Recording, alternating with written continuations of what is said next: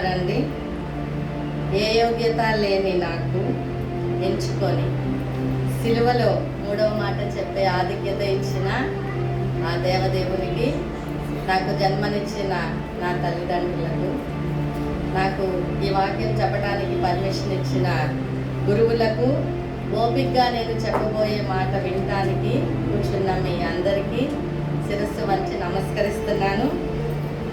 సమయపాలన చేస్తాను. ఇది నా మొదటి మెసేజ్ అండి. దయచేసి ఏమైనా తప్పులుంటే క్షమించండి. ఇప్పటికే సిలువ ప్రయాణంలో 2 మాటలు విన్నారు కదా, చాలా చక్కగా మనసుకు హత్తుకుపోయేలా చెప్పారండి. ప్రయాణంలో అలసిపోయేలా ఉంది. కొంచెం రిఫ్రెష్ అవుదామా? ప్రక్కన వాళ్ళకి ఒక్కసారి షేక్ హ్యాండ్ ఇచ్చేయండి. చిరునవ్వు నవ్వండి. చాలండి, సిలువ ప్రయాణంలో ఉన్నాం కదా, కొంచెం రిఫ్రెష్ అవ్వాల్సిందే. అవును, మనం ఒక పని ఎందుకు చేయకూడదండి? ఇక్కడ ఎందుకు కూర్చోవాలి? కల్వరిగిరికి వెళ్దామా? అక్కడ మరణయాతన అనుభవిస్తున్న యేసు ఉన్నాడండి సిలువ మీద. తల నుండి పాదాల వరకు రక్తసిక్తమై, ఓపిక లేక, నీరసంగా, నిస్సత్తువతో శరీరంలోని రక్తమంతా బొట్టు బొట్టుగా కారుతూ ఉంటే క్షణక్షణానికి మరణానికి దగ్గరవుతూ ఉన్నాడు. ఎటు చూడొద్దు మిత్రులారా, ఆలోచించవద్దు. సిలువ పైనుండి నిన్ను చూస్తున్న ప్రభువును మీరు చూడండి. నా బిడ్డ, నా కుమారుడా, నా కల్వరిగిరి, నా సిలువ చెంతకు నీవు వచ్చావా? నువ్వు పాలు పంచుకుంటున్నావా నా శ్రమలలో? ప్రభువు సంతోషిస్తున్నాడు. మా కోసం ప్రాణత్యాగం చేస్తున్న ప్రభువు కోసం కొన్ని నిమిషాలు మనం ఇవ్వలేమా? అక్కడ నుండి ప్రభువు ఆశీర్వాదాలు మీకు దొరుకుతాయి కదా. ఎంతోమంది ఈరోజు చూడలేకపోయారు. ఆయుష్ లేదు, హార్ట్ అటాక్ చనిపోయిన వాళ్ళు ఉన్నారు, జబ్బులతో చనిపోయిన వాళ్ళు ఉన్నారు, రోడ్ యాక్సిడెంట్తో చనిపోయిన వాళ్ళు ఉన్నారు. కానీ మనకి దేవుడు ఆయుష్ ఇచ్చాడు. మనం ఇక్కడ కూర్చున్నాం. ఈ గుడ్ ఫ్రైడే రోజు మనం ఇక్కడ ఎంతోమంది అనుభవాలు పొందున్నారండి. మనల్ని ఇక్కడ కూర్చోపెట్టాడంటే ప్రభు మనల్ని ఏర్పరచుకున్నాడు. ప్రభు మనల్ని దీవిస్తున్నాడు. సిలువలో వేలాడుతున్న యేసయ్యను చూడండి. మన అపరాధముల కోసం క్షమించమని అడగండి. అపరాధిని యేసయ్యా కృప చూపి బ్రోమయ్యా. యోహాను సువార్త 19వ అధ్యాయము 26, 27 వచనాలు. ప్రియా పాస్టర్ గారు కొంచెం లేచి తెలుగులో చదువుతారండి. మా సార్ ఇంగ్లీష్లో చదివారు. యోహాను సువార్త 19వ అధ్యాయము 26, 27 వచనాలు చదువుకున్నాను. యేసు తన తల్లియు తాను ప్రేమించిన శిష్యుడు దగ్గర నిలువుటను చూచి, అమ్మ, ఇదిగో నీ కుమారుడు అని తన తల్లితో చెప్పాను. తర్వాత శిష్యుని చూచి, ఇదిగో నీ తల్లి అని చెప్పాను. ఆ గడియ నుండి ఆ శిష్యుడు ఆమెను తన ఇంట చేర్చుకొనెను. థ్యాంక్ యూ అండి. అసలు యేసు ప్రభువు తన తల్లిని, జాగ్రత్తగా గమనించండి, జాగ్రత్తగా వినండి, తన తల్లిని యోహానుకు ఎందుకు అప్పగించాడండి? ఇక్కడ యేసు కుటుంబాన్ని గురించి మనం కొంచెం తెలుసుకుందామా? యేసు పరిశుద్ధాత్మ వలన గర్భము ధరించబడిన మరియకు పుట్టిన మొట్టమొదటి బిడ్డ, మొదటి సంతానం. దాని తర్వాత యోసేపు మరియమ్మలకు ఇంకొక 4 సోదరులు, తర్వాత 4 కుమారులు, 2 కుమార్తెలు పుట్టారు. అంటే యేసుకు 4 తమ్ముళ్ళు, 2 చెల్లెళ్ళు ఉన్నారండి. తన 18వ ఏట యోసేపు గారు మరణిస్తే కుమారుడిగా, ఇంటికి పెద్ద కుమారుడిగా తన ఇంటి బాధ్యతను యేసు స్వీకరించాడు. ఏం చేశాడండి? ఏం పని చేశాడు? యోసేపు గారు ఏం పని చేసేవాళ్ళండి? వడ్రంగి పని చేసేవాడు. వడ్లవాని కుమారుడిగా యేసు గుర్తింపబడ్డాడు సమాజంలో. చక్కటి నైపుణ్యంతో చెక్క సామానులు చేసేవాడు, అమ్మేవాడు. కుటుంబ బాధ్యతను పెద్ద కుమారుడిగా ఆ యేసయ్య స్వీకరించాడు. తమ్ముళ్ళని చూసుకున్నాడు, చెల్లెల్ని చూసుకున్నాడు, తల్లిని చూసుకున్నాడు. అలాగా ఆనాటి ధర్మశాస్త్రాన్ని అనుసరించి 30 ఏళ్ళు వచ్చేంత వరకు ప్రధాన యాజకుడిగా ఈ భూమి మీదకి వచ్చాడు కాబట్టి 30 ఏళ్ళు వచ్చేంత వరకు ఏం చేశాడండి? కుటుంబాన్ని పోషించుకున్నాడు, తల్లిని చూసుకున్నాడు. తర్వాత ఇంటి నుండి బయటకు వచ్చాడు. తను వచ్చిన కార్యార్థమై ఆ కార్యంను నెరవేర్చడానికి ఆయన ఇంటి నుండి బయటకు వచ్చేశాడు. అతని బోధలు విన్న శాస్త్రులు, పరిసయ్యులు, యాజకులు అతని జ్ఞానంతో సరితూగలేక ధర్మశాస్త్రానికి విరుద్ధంగా చెబుతున్నాడని దేశద్రోహ నేరం మోపి ప్రజల్లో, అధికారుల్లో ఒక వ్యతిరేకత తీసుకొచ్చారండి. వ్యతిరేకత, అంత వ్యతిరేకత. నువ్వు రాజువు ఎలా అవుతావు? దేవుని కుమారుడివి ఎలా అవుతావు? నువ్వు నవమాసాలు నీ తల్లి మరియ మోసి నిన్ను కనలేదా? మామూలు తల్లిలాగే నిన్ను కన్నది కదా. నువ్వు 30 ఏళ్ళు మా కళ్ళ ముందు నీవు బ్రతకలేదా? మానవుడిగా బ్రతికేవు కదా. నువ్వు దేవుని కుమారుడు నువ్వు ఎలా చెప్పుకుంటావు అన్నారు. వ్యతిరేకత, అంతటా వ్యతిరేకత పెరిగిపోతుంది. మిత్రులారా, అంతదాకా ఎందుకు? ఆయన స్వంత కుటుంబంలోనే ఆయనకు వ్యతిరేకత వచ్చింది. ఆయన ఏం చేశాడండి? 30 ఏళ్ల వరకు కుటుంబాన్ని పోషించాడు. తర్వాత బయటకు వచ్చేసాడు. తను వచ్చిన పని నెరవేర్చాలి కాబట్టి. కానీ తమ్ముళ్ళు ఏమనుకున్నారు? ఇంకేంటి లాభం, ఇంకేంటి లాభం? ఇప్పటిదాకా మమ్మల్ని అందరినీ కూర్చోబెట్టి మమ్మల్ని పోషించాడు. ఇప్పుడేమో దైవ కార్యం మీద వస్తానని చెప్తున్నాడు, బయటకు వెళ్ళిపోయాడు. తర్వాత దేశద్రోహం చేస్తున్నారని అందరిలో వ్యతిరేకత వచ్చింది. ఆయన మా ఇంట్లో ఉంటే మాకు కూడా నష్టమేమో, మాకు కూడా ప్రజలు హాని చేస్తారేమో, ఒక దేశద్రోహికి తమ్ముళ్ళుగా చెల్లెళ్ళుగా అనుకున్నారు. ఇంటిలోనే వ్యతిరేకత వచ్చింది. ఏం చెప్పారండి తమ్ముడు గురించి, అన్నయ్య గురించి? అన్నయ్య యోదయ వెళ్ళిపో నువ్వు అన్నారు. ఎందుకు? యోదయ వెళ్తే ఆయనకు అక్కడ చనిపోతాడని వాళ్ళకి తెలియదా అండి? తెలుసు, ఖచ్చితంగా తెలుసు. ఆయన యోదయ వెళ్ళిపో అన్నయ్య అన్నారు. ఒకరోజు ఒక ఇంటిలో ఆయన ధర్మశాస్త్రాన్ని బోధిస్తుంటే ఏం చెప్పారండి? ఆయనకి మతి చలించింది అని చెప్పారు. ఎందుకు చెప్పారండి? ఎందుకు చెప్పారు? సొంత ఇంటిలోనే వ్యతిరేకత వచ్చింది. అప్పుడు యేసుప్రభు బాధపడ్డా అండి? బాధపడతారా? మీ తమ్ముళ్ళు, మీ చెల్లెళ్ళు మీకు వ్యతిరేకంగా ఉంటే మీరు బాధపడరా? చాలా బాధపడ్డాడు. శిష్యులు వచ్చి చెప్పారు, అయ్యా మీ తల్లి, మీ సహోదరులు నిన్ను చూడటానికి వచ్చారు అని చెప్పాడు. చెప్తే ఏం చేశారండి? ఎవరు నా తల్లి, ఎవరు నా సహోదరులు? దేవుని చిత్తము చొప్పున నడుచుకున్న వారే నా తల్లి మరియు నా సహోదరులు అన్నాడు. 6 అడుగుల అందగాడు, ప్రసన్న వదనుడు పిలాతు ఎదురుగా నుంచున్నాడండి. పిలాతు ఆయన మొహాన్ని చూస్తున్నాడండి. ఎంత అందమైన మొహం, ఎంత ప్రశాంతమైన మొహం. ఆ కళ్ళల్లో ప్రపంచంలో ఉన్న ప్రేమ అంతా నిండి ఉంది. ఈయన దేశద్రోహం కింద తీసుకొని వచ్చారు, ఈయన ప్రజల్లో వ్యతిరేకత తీసుకొస్తున్నాడు అంటున్నారు. ఆయన చెప్పాడు, ఇదిగో చూడయ్యా. పిలాతు మనసు ఒప్పుకోలేదు. ఏమన్నాడు?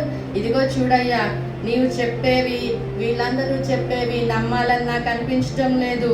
నిన్ను రక్షించాలని ఉంది. నీ మొహంలో ప్రపంచంలో ఉన్న ప్రేమ అంతా ఉంది, ప్రశాంతత ఉంది. నీకు శిక్షను రద్దు చేసే అధికారం కూడా నా చేతుల్లో ఉంది.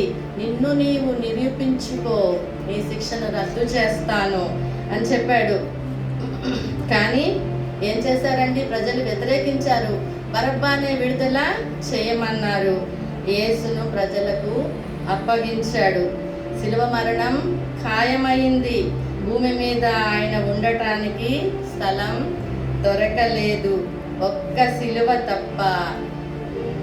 నక్కలకు బొరియాలుండే, ఆకాశ పక్షులకు గూళ్ళుండేను, ఒక్కింత స్థలమైనాను మన విభునికెక్కడా లేకుండేను.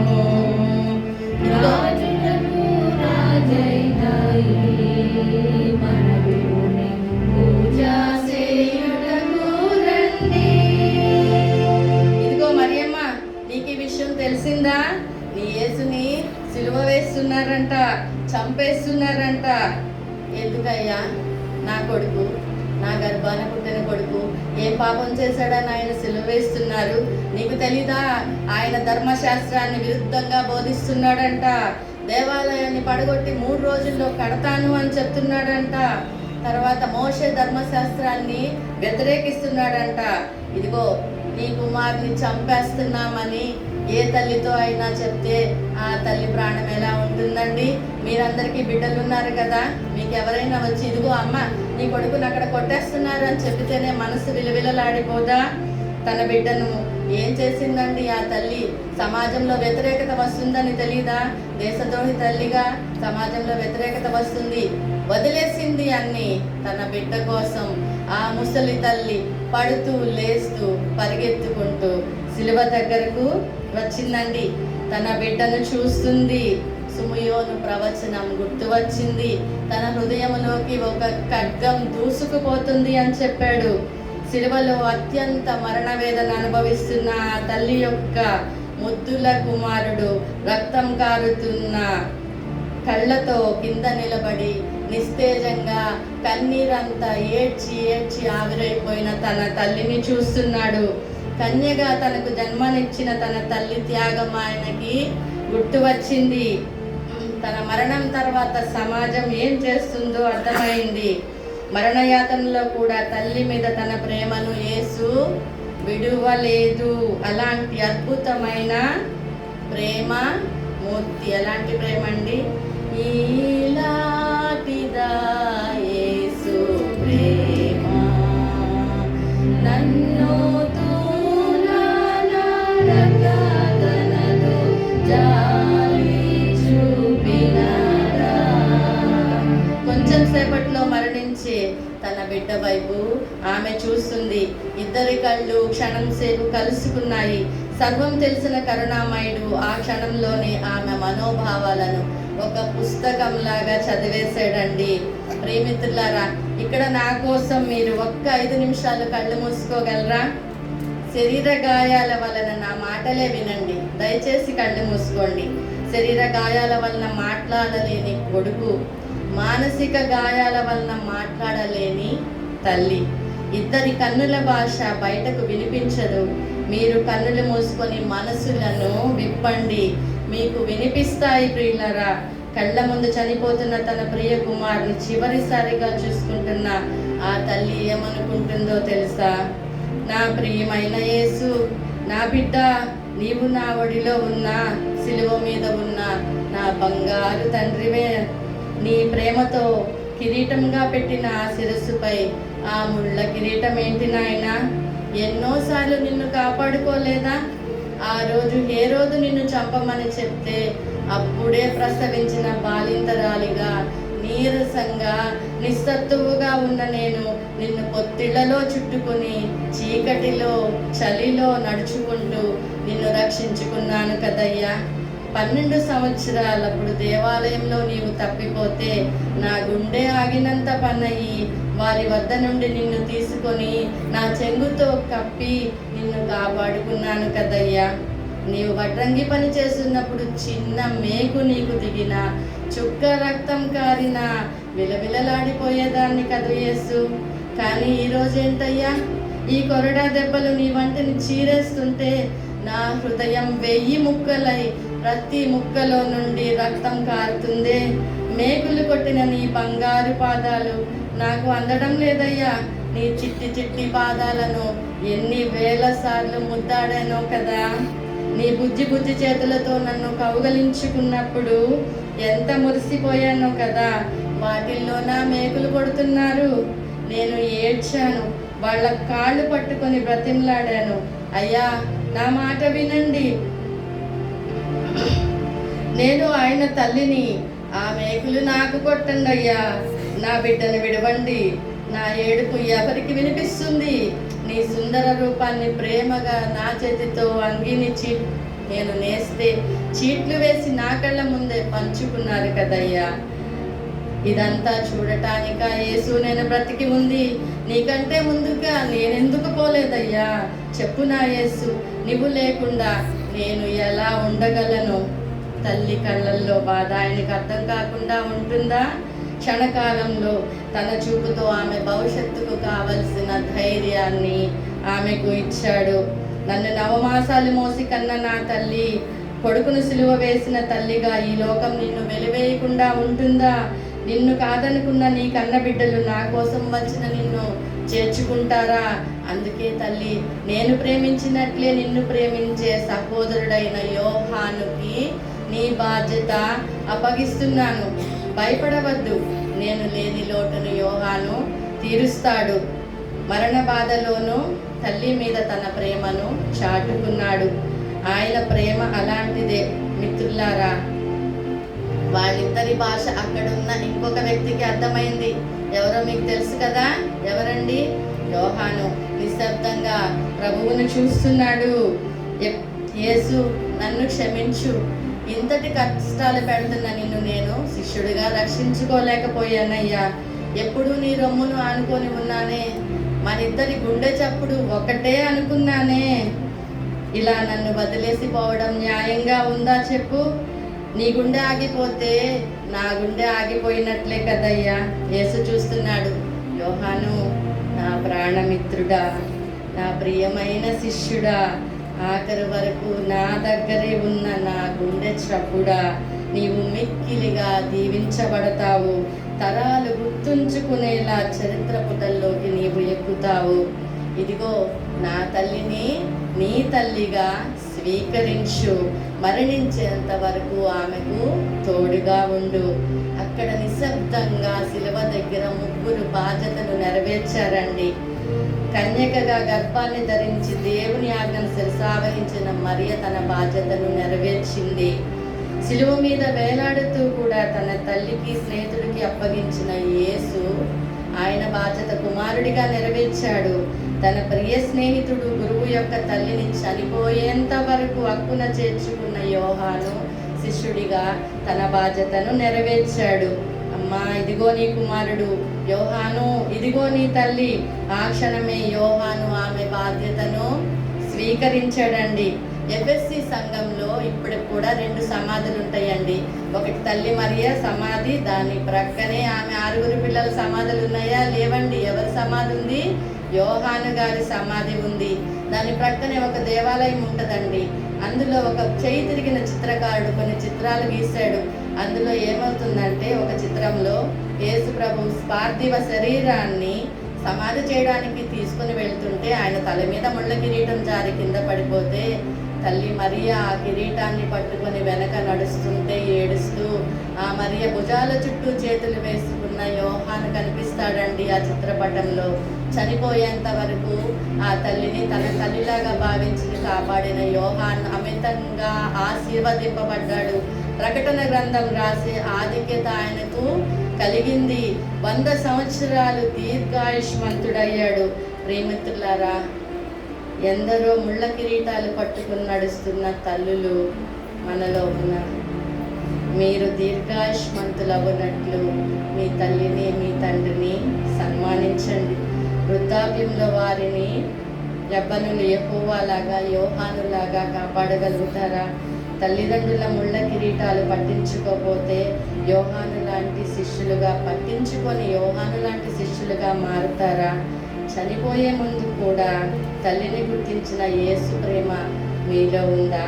ఎవరైతే యేసు ప్రేమను పొంది దాన్ని పంచుతారో వారికి సిలువలో క్షమాపణ దొరుకుతుంది. బాసిల్లుతున్న సిలువ రక్తం పాపములను క్షమిస్తుంది. ఇది నమ్మిన వారిని దేవుడు కాదనడు. నమ్మిన వారిని కాదనవనియు నెమ్మది నొసగెడి నా ప్రభుడవని నమ్మితి నీ పాదములను నమ్మితి నీ పాదములను వాసిల్లెను సిలువలో పాపక్షమా. ప్రియ సంగమా, సిలువ చెంత ఉన్నావు కదా, నమ్మకంగా నిలబడ్డావుగా. ప్రభువు కోసం తెగించి నిలబడితే నిన్ను ఎవ్వరూ ఏమీ చెయ్యలేరు. ప్రభువు నీ పక్షంగా నిలబడతాడు. సిలువ చెంత నమ్మకంగా ఉన్న నీకు ప్రభువు తన తల్లి బాధ్యత అప్పగిస్తాడు. తల్లి అంటే ఇక్కడ ఎవరు సంగమా? మన సంఘం. నిన్ను నమ్మిన ప్రభువు తన సంఘ బాధ్యతను నీకు అప్పగిస్తాడు. తల్లి అంటే మన సంఘమే. సంఘాన్ని బాగా చూసుకొని అభివృద్ధి చేసి సువార్తను పంచమంటున్నాడు. సంఘానికి ముఖ్యమైన అంగంగా నిన్ను మారమంటున్నాడు. మీరు యోహాను లాంటి శిష్యులు, మరియ లాంటి తల్లులు అవుతారా? అవ్వండి. ప్రభువా, నన్ను నమ్మి నీ సంఘ బాధ్యతలు నాకు అప్పగించినందుకు వందనాలయ్యా. సిలువలో నా పాపమును కడిగి రక్షణ ఇచ్చినందుకు వందనాలయ్యా. నీ బిడ్డగా నాకు అప్పగించిన బాధ్యత నేను నెరవేరుస్తాను. ప్రార్థించండి. ప్రభువు మిమ్ములను, మీ కుటుంబాలను తన సిలువ రక్తధారల చేత నిండిన ప్రేమతో నింపి బహుగా ఫలింపజేయునుగాక. ఆమేన్. हम मनीष तोड़ट